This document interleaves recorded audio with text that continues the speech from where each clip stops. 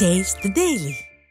நாமக்கல் மாவட்டம் ராசிபுரம் பேருந்து நிலையம் மாற்றத்திற்கு எதிர்ப்பு தெரிவித்து மீட்புக் குழுவினர் மாவட்ட ஆட்சியரிடம் கடும் வாக்குவாதத்தில் ஈடுபட்டனர். ராசிபுரம் வட்டார வளர்ச்சி அலுவலகத்திற்கு வருகை தந்த மாவட்ட ஆட்சியரை சந்தித்து மனு அளித்த ராசிபுரம் பேருந்து நிலையம் மீட்புக் குழுவினர் புதிய பேருந்து நிலையத்திற்கு அரசு நிலம் உள்ளதாக தெரிவித்தனர். மேலும் மாவட்ட ஆட்சியர் முன்பு ஒரு தரப்பினர் பேருந்து நிலையம் வேண்டாம் எனவும் மற்றொரு தரப்பினர் பேருந்து நிலையம் வேண்டும் எனவும் மாறி மாறி கோஷங்களை எழுப்பியதால் வட்டார வளர்ச்சி அலுவலக வளாகத்தில் பரபரப்பு நிலவியது. தென்காசி மாவட்டம் குற்றாலம் மெயின் அருவியில் சுற்றுலா பயணிகள் ஐயப்ப பக்தர்களின் வருகை அதிகரித்துள்ளது.